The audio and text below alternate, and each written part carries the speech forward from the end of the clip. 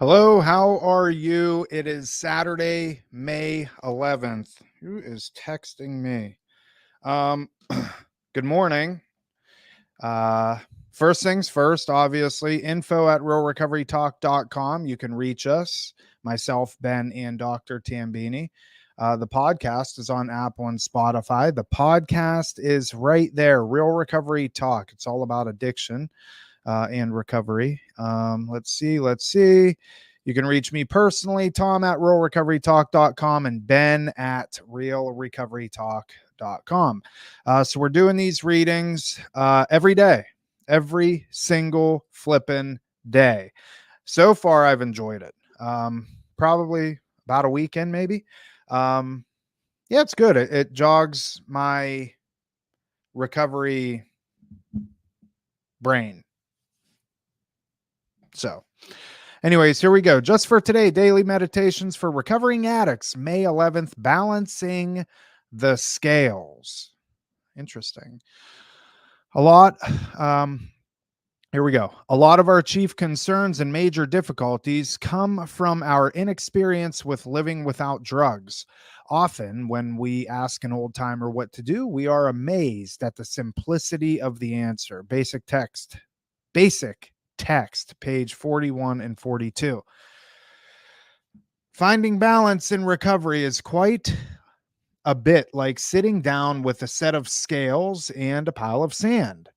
The goal is to have an equal amount of sand on each side of the scales, achieving a balance of weight. Interesting. We do the same thing in recovery. We sit down with the foundation of our clean time and the 12 steps, then attempt to add employment, household responsibilities, friends, sponsees, relationships, meetings, and service in equal weights so that the scales balance. Our first try may throw our personal scales out of kilter.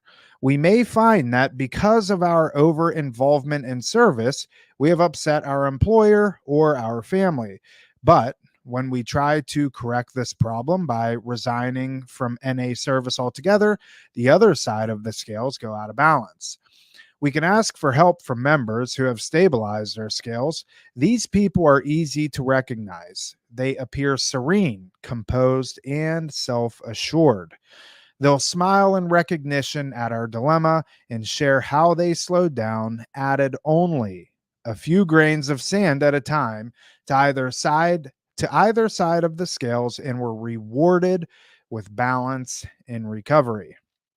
Just for today, I seek balance in my life. Today, I will ask others to share their experience in finding that balance. Pretty good. I like it. Let's see. Okay. When I think of as I'm reading this reading, a couple things come to mind for me, and I'll share a little story. Um, there was a period of time in my life where I was not attending any meetings. I was relatively newly married, probably a couple years married. So I would say the 5 year mark of my sobriety. Um, I really wasn't going to meetings, and I didn't feel I was at risk for drinking or using drugs, but I did notice that I wasn't the same. See, because there was a period of time in my life where I was going to meetings every single day. I wasn't married. I didn't have any kids. So I could go to meetings all the time, and I really enjoyed it. I built a solid community. I made a lot of friends. It was great. But then I get married, then I have kids, and life responsibilities started coming, and lo and behold, what ended up happening, I stopped going to meetings altogether. So that scale really, went off kilter, as this reading talks about. And so I ended up going to my wife and telling her that I wanted to start going to some meetings and stuff. And my wife doesn't, she knows now, but didn't then. She didn't really know a lot about meetings and addiction and alcoholism and stuff like that. So I remember it kind of spooked her a little bit, because she was like, well, you haven't gone to meetings in so long. Do you feel like you're at risk for drinking? Like, what's going on? Anything I can help with? And I said, no. I want to start going back to some meetings. And so I did. I started going back, and it was great. Best thing I could have done for my sobriety at that time. And I see this with a lot of people that they don't have this balance. They are going to meetings all the time. They have 10, 12, 14 sponsees, and their families are in the background like, hello, hello, we're still here. And then, it can get ugly. I think that this Apple Watch is like so annoying.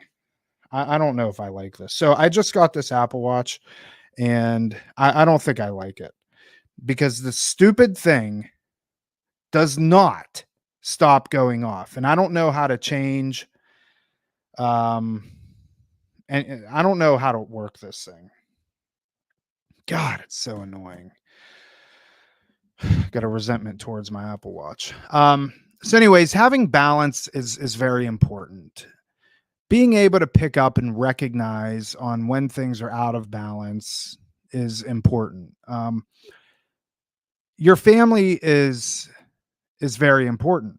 Your sobriety is very important. Your career is very important. Making money is very important. Putting food on the table is very important. So do I have the answer to this in this stream? No, I don't. But the people in your circle do. If you feel that things are out of balance for you in one way or the other, talk to the people that are in your corner, and tell them what's going on. And as the reading says, they'll be able to share with you, the things that they did to incorporate balance. I know what I did. I went to my wife and I said, hey, I want to start going to some meetings again. And we worked it into the schedule to where I was able to. And I go to the same meeting every Wednesday. You've heard it probably a gajillion times on the podcast. I go to the same meeting on Wednesday nights at 7:00. I've been doing that for over 5 years now, and I love it. And if I incorporate other meetings throughout the week and, whatever, then great. But my Wednesday night meeting is the one that I go to. It's the one that I look forward to the most. That for me is balance. And obviously I still have all of my obligations for the podcast and, everything else that I do.